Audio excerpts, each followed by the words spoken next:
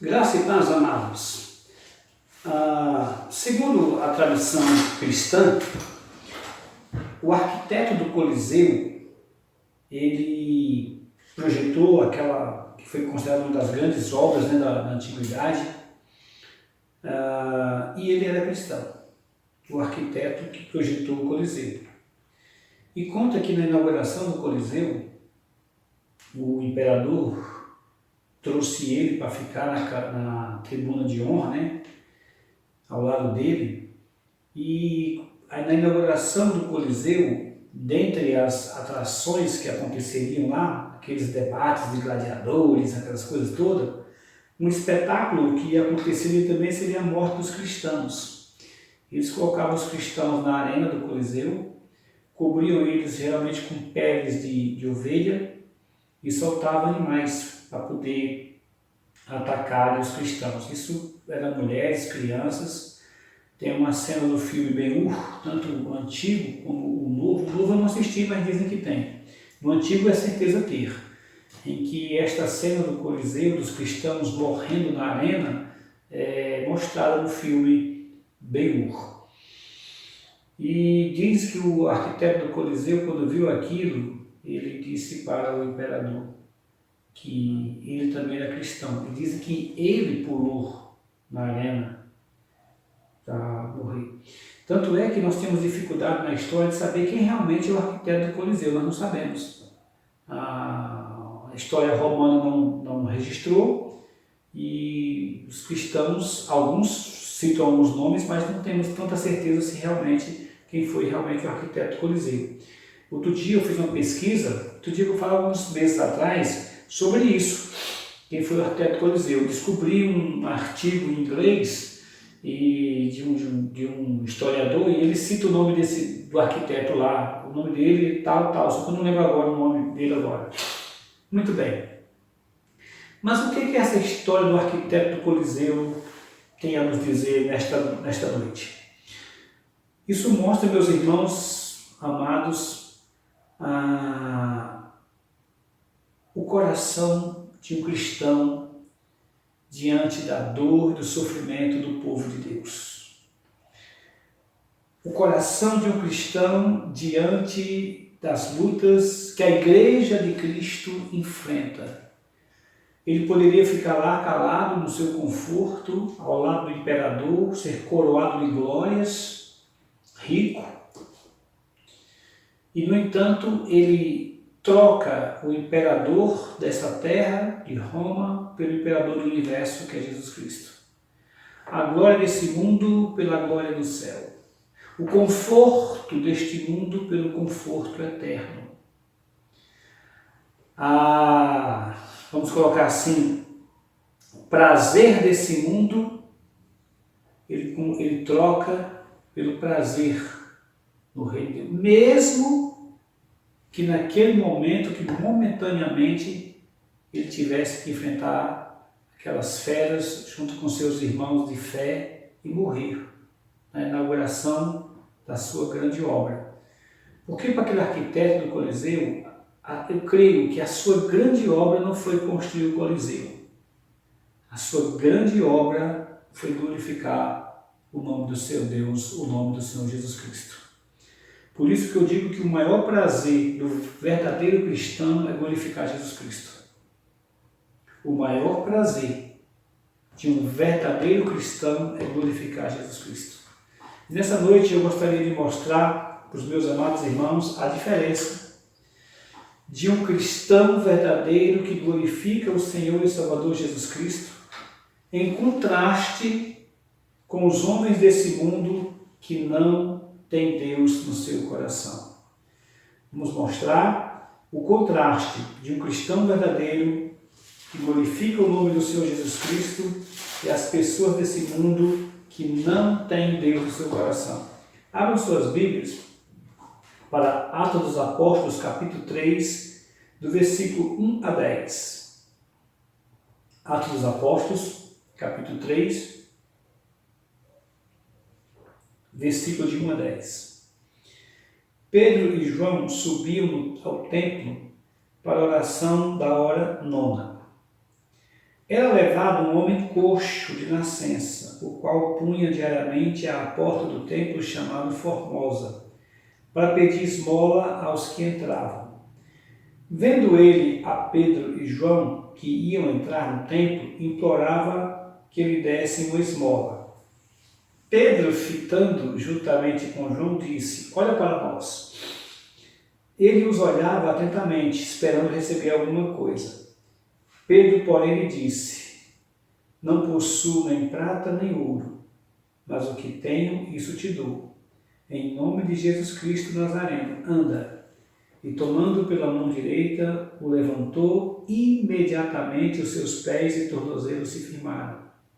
De um salto se pôs em pé, passou a andar e entrou com eles no templo, saltando e louvando a Deus. Viu todo o povo a andar e a louvar a Deus, e reconheceram ser ele o mesmo que esmolava sentado à porta formosa do templo, e se encheram de admiração e assombro, por isso que lhe acontecera. Essa passagem aqui de Atos capítulo 3 ocorre, alguns não sabemos se meses após a ressurreição de Jesus Cristo. O Espírito Santo já tinha vindo, já tinha acontecido o Pentecostes, e Pedro e João subiam ao templo, capítulo 3, versículo 1. Porque até esse momento os apóstolos estavam em Jerusalém ainda, eles não tinham se espalhado para pregar o Evangelho como Jesus tinha mandado. Não tinha igrejas como nós conhecemos hoje, não havia prédios de igreja. Os primeiros cristãos se reuniam no templo e de casa em casa. Então a igreja era em casa. Então não tínhamos as catedrais que nós temos hoje, não tínhamos os prédios ainda. Então nós não sabemos exatamente em que momento isso aconteceu, se é meses, se é anos. Mas a verdade é que nos primórdios do cristianismo esse episódio aconteceu. E por esse episódio nós podemos ver que os cristãos, mesmo depois da vinda de Jesus, continuaram frequentando o templo, como eles frequentavam antigamente. E talvez seja esse um dos motivos porque no ano 70, os romanos invadiram Jerusalém e destruíram o templo, que até hoje está destruído, cumprindo não a vontade de Roma e nem o decreto do imperador romano, mas o decreto de Cristo, de Deus, que tinha dito que chegaria um momento que não ficaria naquele templo pedra sobre pedra. E a destruição do templo foi para os cristãos a confirmação que eles já tinham antes, de que o cristianismo era uma nova revelação de Deus, diferente ou completando o judaísmo. Era uma ruptura na prática do judaísmo, do templo, do sacrifício de animais, do sacerdócio, tudo aquilo ficou para trás.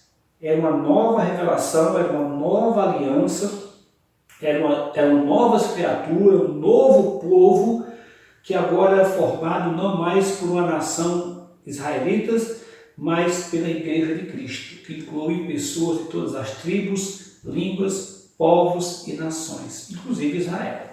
Muito bem. Então, neste momento e nesse contexto, é que nós podemos tirar aqui algumas lições que provam que o maior prazer de um verdadeiro cristão é glorificar a Jesus Cristo. Veja o contraste, eu já posso afirmar isso vendo logo de cara o contraste entre Pedro e João, capítulo 3, versículo 1, que são cristãos verdadeiros, e o versículo 2, que descreve um homem. Diz o texto que era um homem coxo de nascença, o qual se punha diariamente à porta do templo chamada Formosa para pedir esmola aos que entravam. O Espírito Santo sabiamente colocou esse episódio nas Sagradas Escrituras para que nós hoje possamos ver esse contraste, que não é só físico, não é social, não é só cultural. É um contraste que vem com nuances espirituais. Se você olhar aqui, você vai ver o contraste fisicamente, socialmente, culturalmente. Mas a revelação de Deus tem sempre aquilo mais profundo, a espiritualidade. Então tem verdades espirituais que mostram esse contraste. Veja bem, Pedro e João, cristãos. O homem que nem nome tem, é apenas conhecido como um homem coxo de nascença.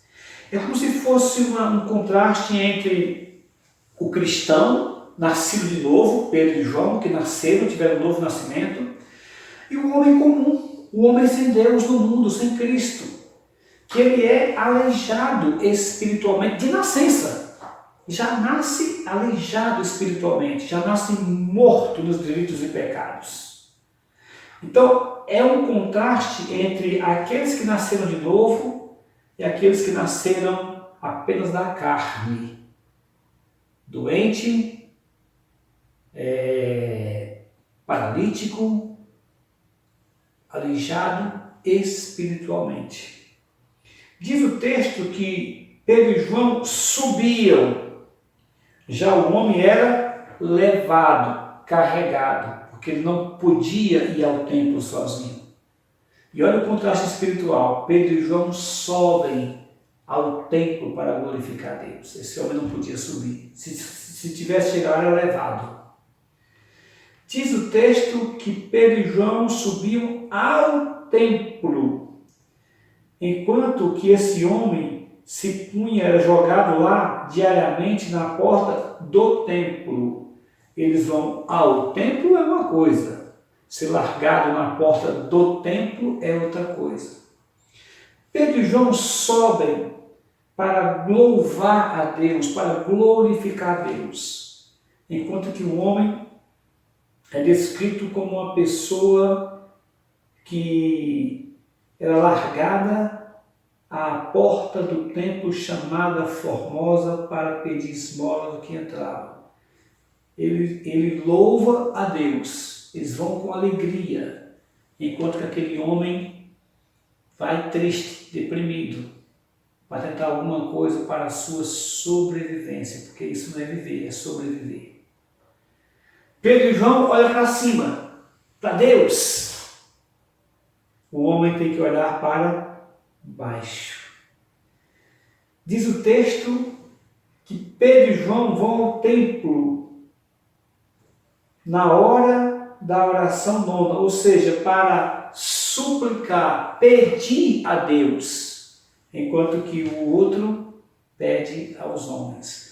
Então você vê que o Espírito Santo, de propósito, fez um enorme contraste no versículo 1 e no versículo 2, para que nós pudéssemos ver esse contraste fisicamente, socialmente, mas o contraste espiritual, porque o que vai acontecer a partir daqui, acontece nas regiões espirituais e vem para o físico. É interessante, né?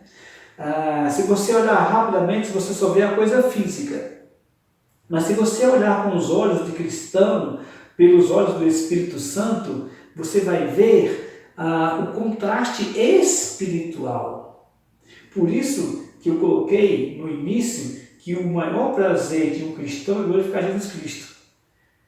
Porque nesse contraste que eu mostrei para os meus irmãos está a primeira lição. É o contraste entre ser salvo e ser condenado. É o primeiro contraste. É o contraste de pessoas salvas e o contraste de pessoas condenadas. Esse homem é uma figura do homem sem Deus nesse mundo. É aquele que depende dos homens. É aquele que vai ao templo, mas nunca com atitude de orar e glorificar a Deus. Se vai, é para tentar uma sobrevivência, um proveito próprio, material, físico, neste mundo, que é o caso dele.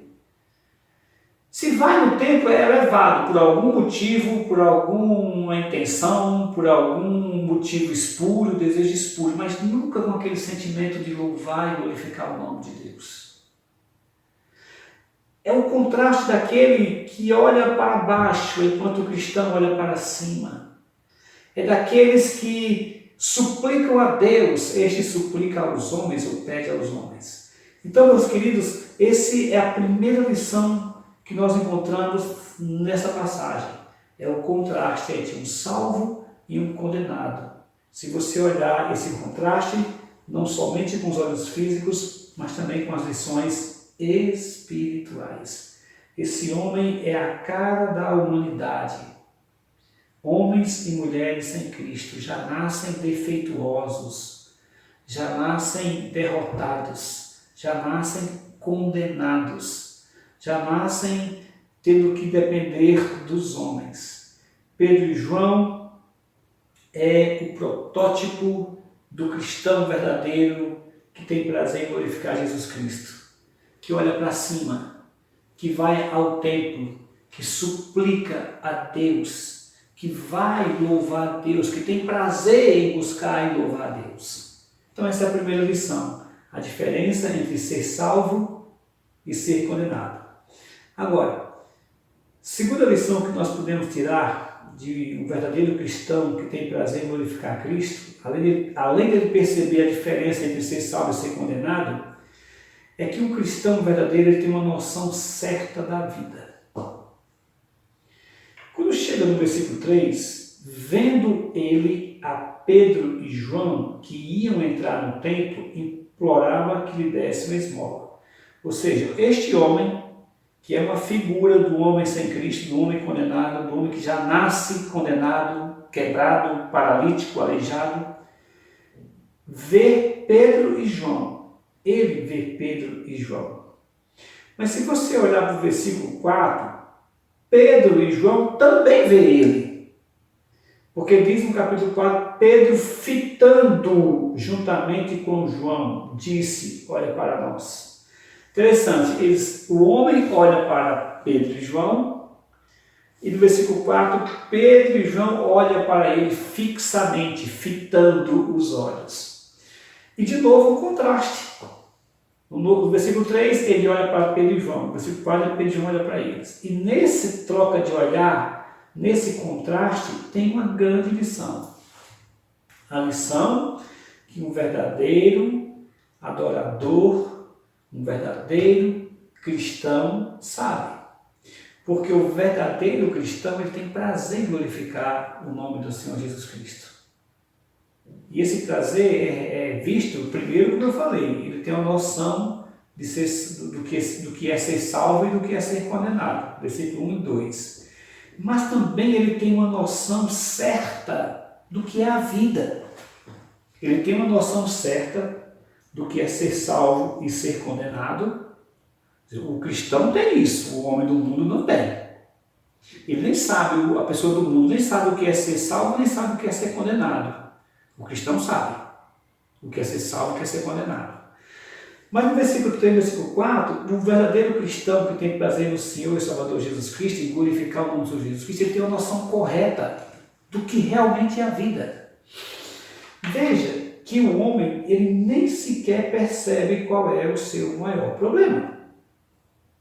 Porque na hora em que Pedro olha para ele, ele olha para Pedro e João, e Pedro e João olham para ele, diz no versículo 5 que ele os olhava atentamente, esperando receber alguma coisa. Para aquele homem, aquele encontro lá em que ele vê Pedro e João, em que Pedro e João vê ele, fica fitando o olho, não sei quantos segundos passou daqueles um olhando para o outro. E o homem não fala, mas só no olhar ele diz que está esperando alguma coisa humana deste mundo, alguma moeda, alguma esmola. Porque na cabeça dele, o seu maior problema era ser aleijado. O seu maior problema era a sua deficiência física. Então, quando ele fica olhando para Pedro e João, Pedro e João olha para eles, enquanto que do lado de Pedro e João tem vamos colocar assim, uma energia, não seria boa a palavra, energia. Do lado de Pedro e João, há me fugiu a palavra agora, não é uma simbiose que eu queria falar. Do lado de Pedro e João, há uma ligação espiritual com Deus que está se revelando em ações. Enquanto que do lado do homem, há uma ligação dele com o mundo que faz com que ele espera as ações de acordo com esse mundo. Se você olhar para Pedro e João, está acontecendo alguma coisa na sua mente, no seu coração, olhando para aquele homem, que não está acontecendo no homem. Porque quando diz o versículo 5 que ele os olhava atentamente, esperando receber alguma coisa, a noção que aquele homem tinha era a noção de alguma coisa desse mundo que eu falei. Alguma coisa que saciasse a sua fome naquele momento, que trouxesse algum conforto para ele naquele momento. De outras maneiras, ele não percebia qual era o seu maior problema, enquanto que Pedro e João percebiam. Para ele, o seu maior problema era o problema físico que ele tinha. Para Pedro e João, o maior problema dele era o problema espiritual. Ele não estava apenas aleijado e condenado à morte, porque uma pessoa numa situação dessa, naquela cultura, não teria muito tempo de vida. Eles eram vistos como pessoas amaldiçoadas, inclusive. Eram vistos como pessoas sobre a qual a ira de Deus caiu sobre ela. E algumas pessoas até não ajudavam com medo de que a ira de Deus que caiu sobre ele, caísse sobre a pessoa que estava ajudando. Então, uma pessoa nessa situação aqui, naquela cultura, o tempo de vida era muito curto. A perspectiva de vida era muito baixa. No entanto, ele não consegue perceber o seu maior problema. E ele está buscando uma solução para o seu problema nesta vida, neste mundo. Enquanto que Pedro olha para eles vendo um problema mais sério, que era o problema do pecado. Era o problema de não ter Deus, de não ter Jesus na sua vida. O maior problema dele não era ser paralítico fisicamente. Era ser paralítico espiritualmente. Como diz o autor, como diz o apóstolo Paulo em Efésios, morto. Este homem, para ser sincero, ele estava morto fisicamente, espiritualmente e eternamente. Ele está morto fisicamente, espiritualmente e eternamente.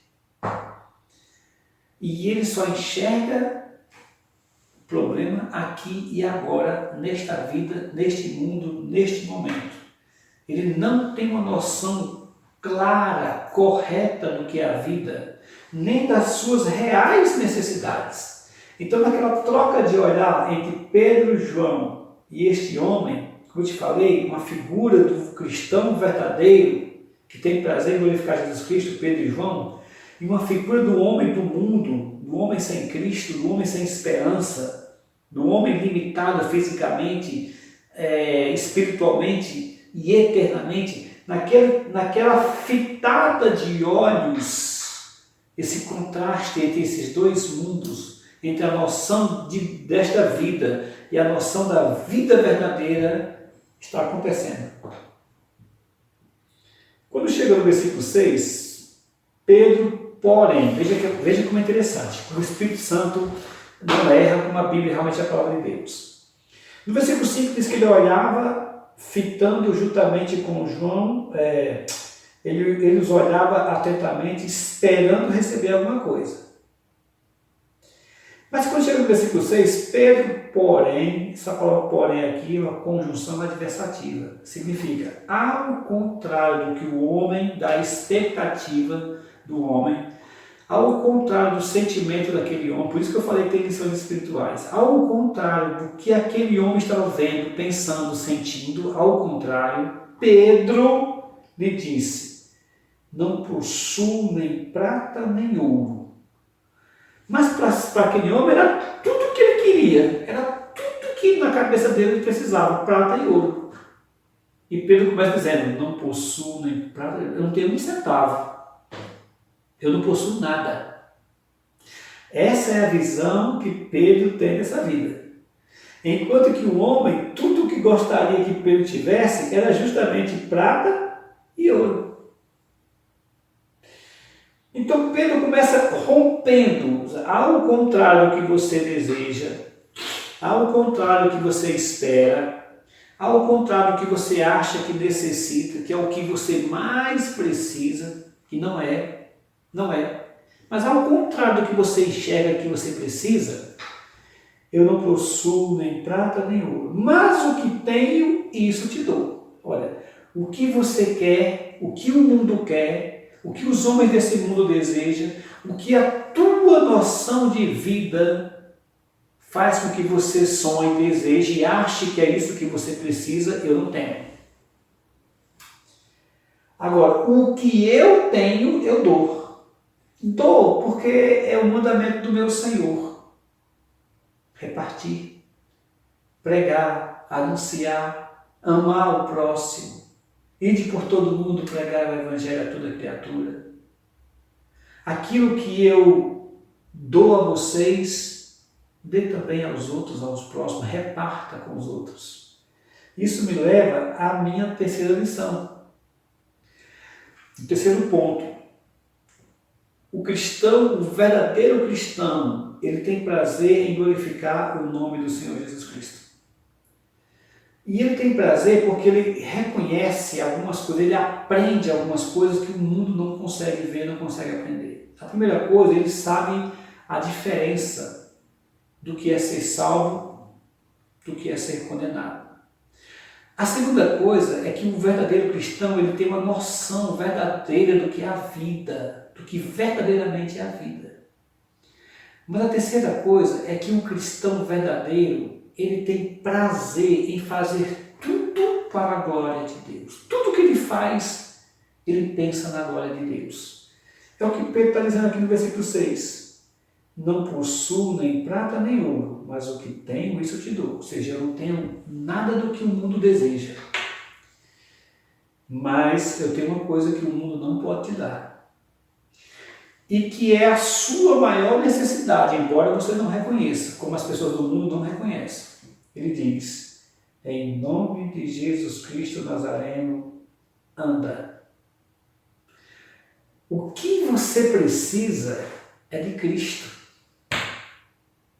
O que o mundo mais precisa é do nome do Senhor Jesus Cristo. Lembre-se que nessa cultura, nomes é todo o seu ser, aquilo que você é. O que você precisa, meu querido, eu tenho para te dar. O mundo não tem, mas eu tenho.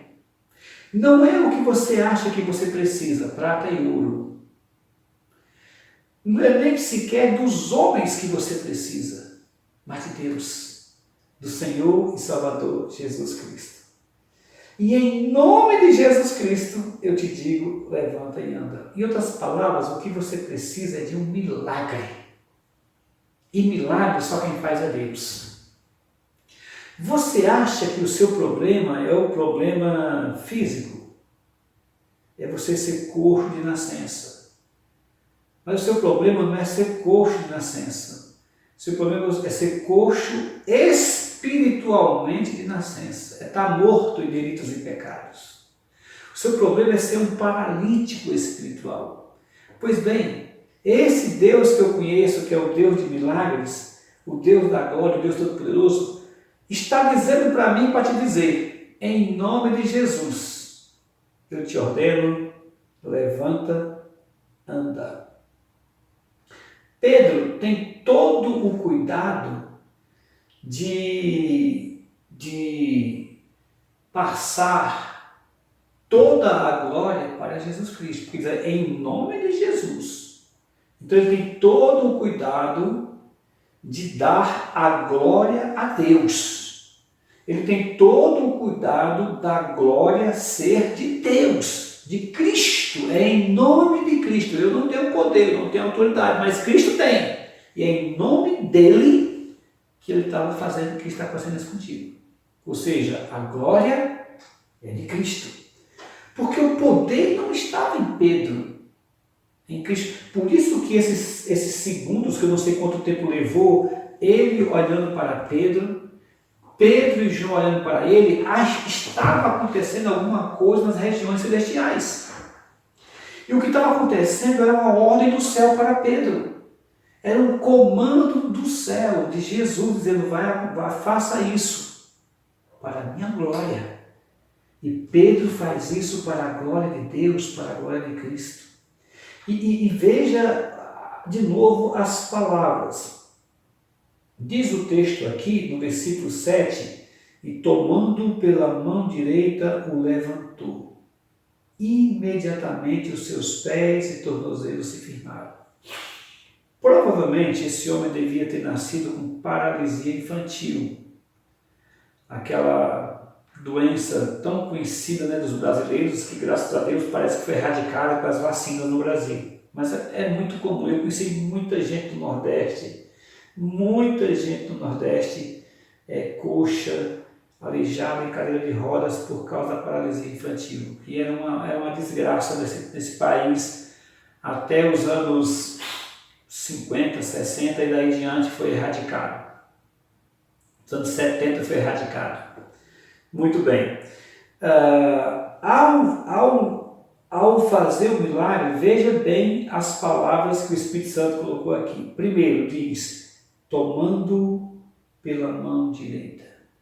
É uma figura do poder de Deus, do braço, da destra de Deus Toda-Poderosa, da mão de Deus Todo-Poderoso, tomando pela mão direita. Lembra muito aquelas passagens do Antigo Testamento em que fala que o braço do Senhor não está encolhido, que não possa salvar, que o braço do Senhor é poderoso, que a destra do Senhor faz proeza. É a linguagem que lembra o Antigo Testamento, tomando pela mão direita. O levantou, Cristo levanta, é uma figura da ressurreição. Aquele homem era um morto, era morto-vivo, ou vivo-morto. Mas Cristo levanta, ele traz uma nova vida, uma ressurreição literal. Porque esse homem não foi curado, como você vai ver daqui para frente, não é que ele foi curado fisicamente, ele é curado espiritualmente. É uma ressurreição real, ele vai ser uma nova criatura. Levantou, Cristo levanta, lembrando a ressurreição. Imediatamente, tomando pela mão direita, levantou imediatamente, ou seja, quando ele faz uma obra é completa. Quando ele faz a obra, ele salva completamente, ele cura completamente. Deus nunca faz nada por 99%, é 100%. Imediatamente. Diz o texto, seus pés e tornozelos se firmaram. Seus pés estavam firmes na rocha. E tudo que é descrito no versículo 7, Pedro faz questão de levar tudo isso aqui para a glória de Deus. Tanto é verdade que no versículo 8 diz assim, de um salto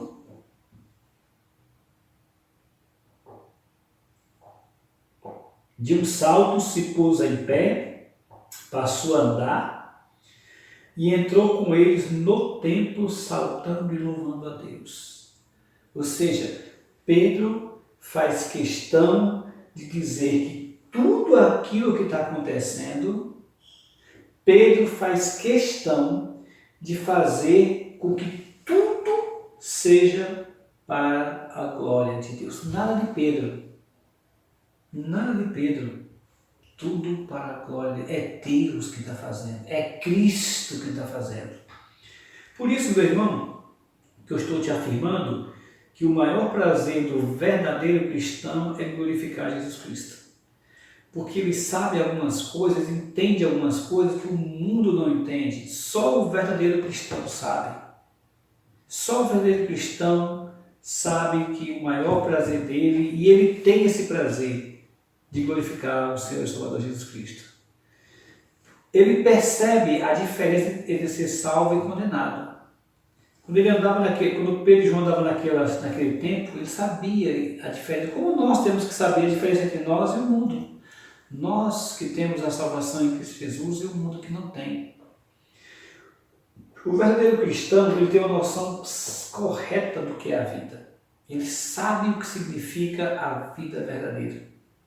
Como Pedro e João, dessa passagem, sabem. O verdadeiro cristão, que tem prazer em glorificar o Senhor e Salvador Jesus Cristo, ele faz tudo para a glória de Deus. Tudo que ele faz é buscando a glória de Deus. Lembrando que o rei Davi ensinou, a tua glória é melhor do que a vida. Lembrando que o apóstolo Paulo falou, quer comais, quer bebais, ou façais outra coisa qualquer, fazer tudo para a glória de Deus. Mas há uma quarta lição aqui. O cristão verdadeiro, que tem prazer em glorificar Jesus Cristo, ele tem prazer em levar outros a ter um coração transformado. O verdadeiro cristão que tem prazer em glorificar o Senhor Jesus Cristo, ele tem prazer em levar outros a ter um coração transformado. Veja que no versículo 8, de um salto se pôs em pé, passou a andar e entrou com eles no templo saltando e louvando a Deus. Ora, esse homem passou a vida toda paralítico de nascença. No momento em que ele recebe a cura, recebe também um coração transformado. E ao invés de ir para casa, ver o pai, a mãe, as pessoas, diz que ele vai ele entra no templo. Talvez seja a primeira vez que ele vai entrar naquele templo. Então ele entra com eles no templo, saltando e louvando a Deus. É uma expressão de júbilo, de alegria, é um coração transformado. Um coração que agora Cristo habita. O homem agora conhece Jesus Cristo. Em nome do Senhor Jesus Cristo eu te digo assim, assim, assim. E esse coração transformado faz com que ele agora salte literalmente de alegria, saltando. Faz com que ele não mais seja levado ao templo para buscar algum conforto humano deste mundo, a sua sobrevivência neste mundo, nesta terra. Não, faz com que ele entre no templo saltando, louvando a Deus. Diz o texto que ao louvar a Deus, com toda certeza, ele está dando testemunho de Cristo.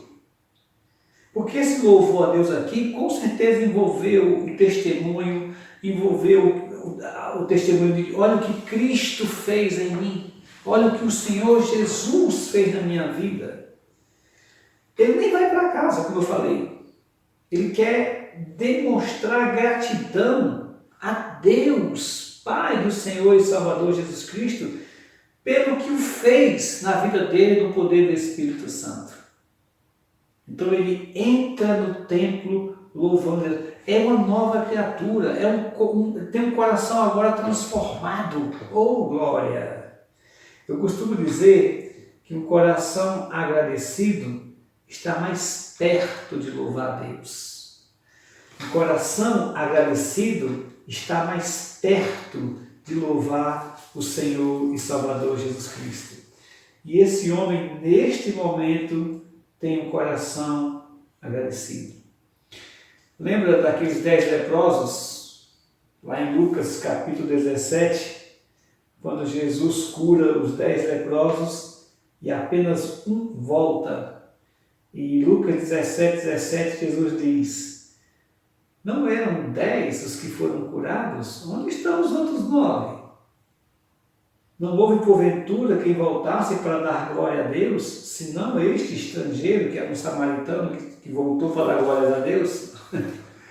Aqui, este homem, por ter um coração transformado, fez a mesma coisa que aquele leproso samaritano fez. Primeira coisa que ele fez, que é a primeira coisa que um coração transformado faz, dar glórias a Deus. Então ele entra no templo saltando, louvando, glorificando o nome do Senhor Jesus. Meus amados irmãos, eu estou afirmando por meus irmãos que o maior prazer do verdadeiro cristão é glorificar ao Senhor e Salvador Jesus Cristo. Ele faz isso porque ele tem um conhecimento que o mundo não tem. Ele tem esse prazer de glorificar Jesus, mesmo que pague preço alto para isso, como o arquiteto do Coliseu, mas ele tem esse prazer porque ele sabe a diferença entre ser salvo e ser condenado. Ele sabe que as provações do tempo presente não podem ser comparadas com a glória a ser revelada em nós. Então ele sabe bem a diferença entre ser salvo e ser condenado. O verdadeiro cristão que tem prazer em glorificar o Senhor Jesus Cristo, ele tem uma noção correta desta vida, do que é realmente a vida. Ele percebe qual foi o seu maior problema. Ele sabe qual é a maior solução, ele sabe do que realmente ele precisa, de quem mais ele precisa, porque ele tem uma noção correta da vida. O verdadeiro cristão que tem prazer em glorificar o Senhor e Salvador Jesus Cristo, ele faz tudo para a glória de Deus, como Pedro e João fizeram, tudo para a glória de Deus. Ele sabe que eles não são nada, não podem nada, não têm nada. Todo poder, toda graça, toda misericórdia, toda bondade e principalmente toda glória é do Senhor. Por isso, ele faz tudo para a glória de Deus. Ele tem prazer em levar outras pessoas a Cristo, a fazer com que outros tenham um coração transformado. Ele faz de tudo para que as pessoas desse mundo tenham seu coração transformado como eles tiveram. E quinta e última lição. O cristão que verdadeiramente tem prazer em glorificar o Senhor e Salvador Jesus Cristo, dar testemunho da graça de Cristo. Diz o texto aqui no versículo 9, viu todo o povo a andar e a louvar a Deus. E reconheceram ser ele o mesmo que esmolava sentado à porta famosa do templo, e se encheram de admiração e assombro por isso que lhe acontecera.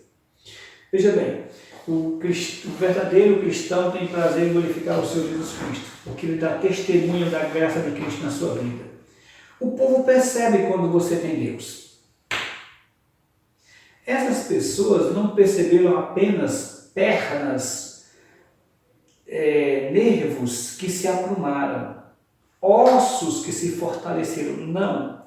Essas pessoas perceberam que aquele homem agora tinha Deus. Pelos louvores, pela glorificação, pelo testemunho da graça de Cristo na sua vida. As pessoas não perceberam apenas uma perna aprumada, um nervo aprumado, não. Perceberam um coração transformado, um coração mudado. Porque as pessoas percebem quando você é de Deus, quando você tem Deus. Pode até não querer, pode até não concordar, pode até não querer ser como você, mas percebe. Porque nós somos o sal da terra e luz do mundo. Isto causa assombro no mundo. Isto causa assombro no mundo. Por que é que vocês são assim? Porque somos de Cristo. Por que é que vocês pensam assim? Porque somos de Cristo. Por que é que vocês têm esperança no meio de um mundo sem esperança nenhuma? Porque somos de Cristo. Por que é que vocês têm paz no mundo que vive em guerra? Porque somos de Cristo. Por que é que vocês são otimistas no mundo pessimista? Porque somos de Cristo. Por que vocês creem no novo céu, na nova terra? Porque Cristo nos prometeu.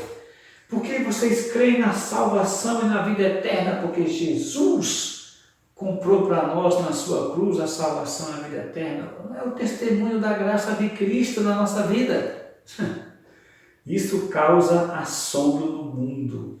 Diz o texto aqui que viu todo o povo, reconheceram, se encheram de admiração e assombro. O que é isso? Que povo é esse? Que palavra é essa que esse povo traz? Que esperança é essa que esse povo tem? Que alegria é essa que esse povo tem, mesmo em momentos de tristeza? Que força é essa que esse povo tem? Que fé é essa que esse povo carrega? Nós assombramos o mundo quando somos cristãos verdadeiros que têm prazer em Jesus Cristo.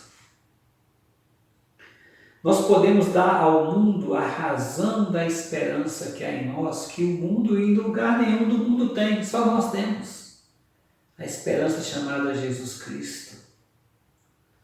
O maior prazer do cristão é glorificar Jesus Cristo, é testemunhar da graça de Cristo. Diz o versículo 11, que eu não li para vocês, mas vou ler agora, que apegando-se ele a Pedro e a João, todo o povo correu atônito para junto deles, no pórtico chamado de Salomão. À vista disso, Pedro se dirigiu ao povo dizendo: Israelitas, por que vos maravilhais disto? Ou por que fitais os olhos em nós, como se pelo nosso próprio poder ou piedade o tivéssemos feito andar? O Deus de Abraão, o Deus de Isaque e de Jacó, o Deus de nossos pais, glorificou a seu servo Jesus, a quem vós traístes e negastes perante Pilatos, quando este havia decidido soltá-lo. Vós, porém, negastes o santo e o justo e pediste que vos concedesse um homicida. Desarte, matastes o autor da vida, a quem Deus ressuscitou dentre os mortos, do que nós somos testemunhas. Pela fé em o nome de Jesus, é que esse mesmo nome fortaleceu a este homem que agora vedes e reconheceis. Sim, a fé que vem por meio de Jesus deu a este saúde perfeita na presença de todos vós. Pedro dá testemunho da graça de Cristo, assim como este homem que acabou de receber Jesus na sua vida, ele dá testemunho da graça de Cristo.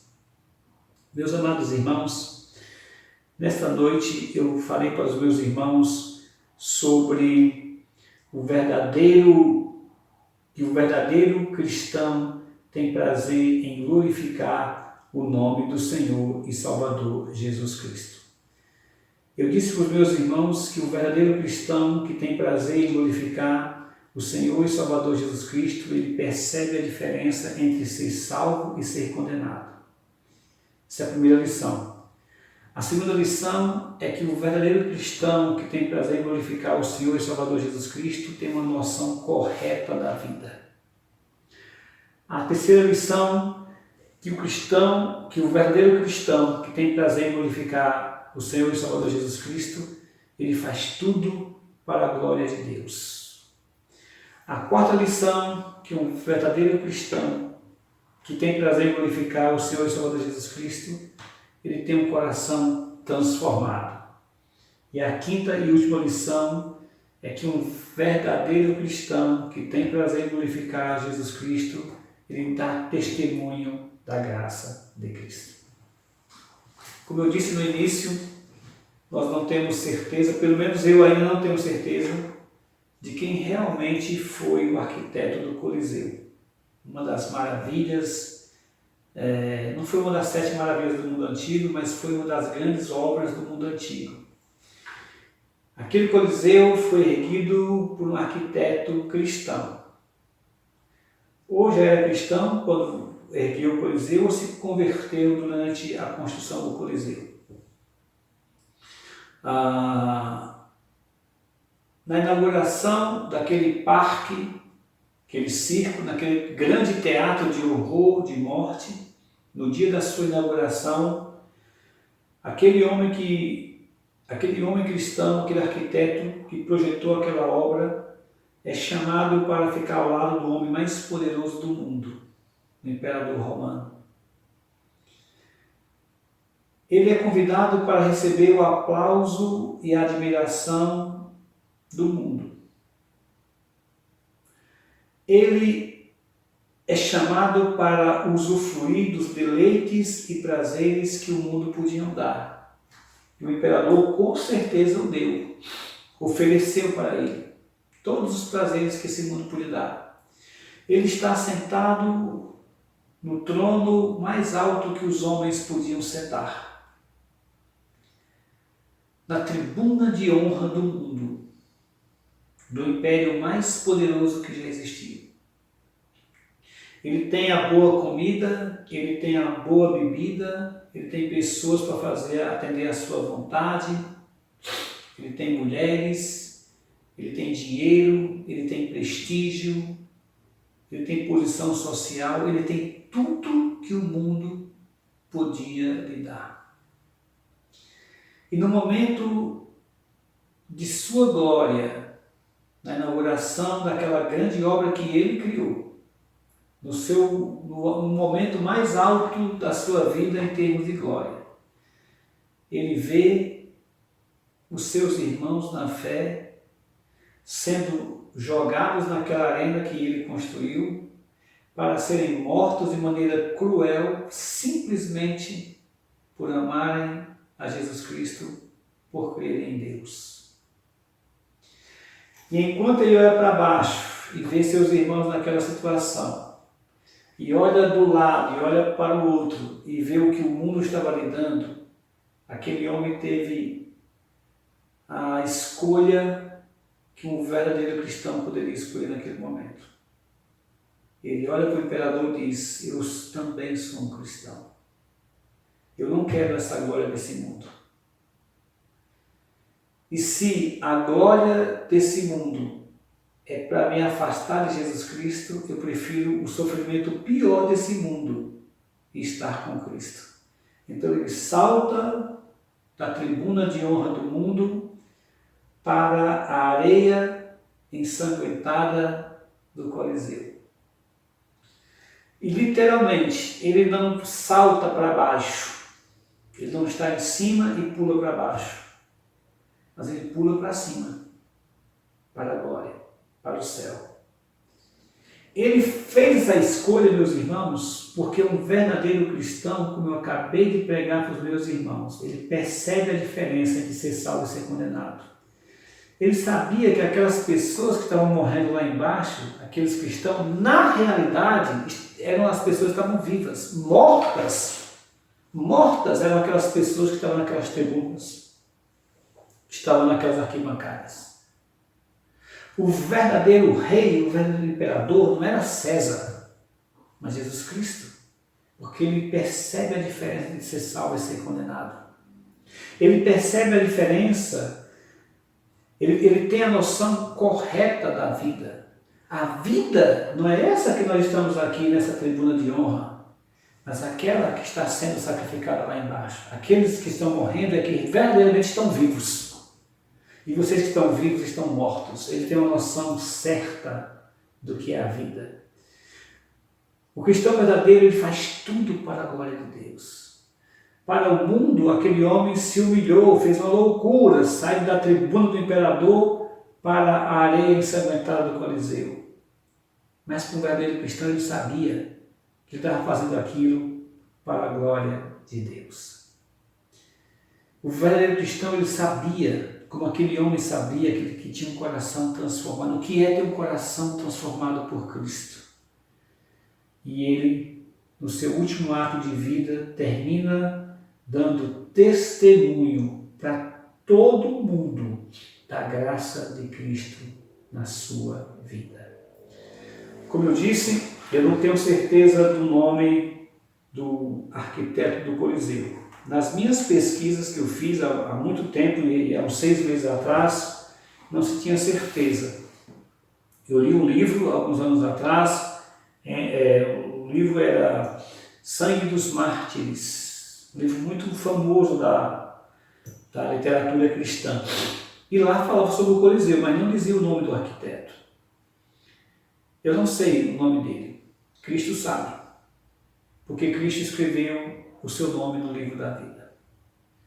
Aquele homem sabia que um cristão verdadeiro, ele tem o seu maior prazer em glorificar Jesus Cristo. Nós, meus irmãos, que estamos nesta época, nesse tempo presente, devemos lembrar de histórias e de exemplos como esse.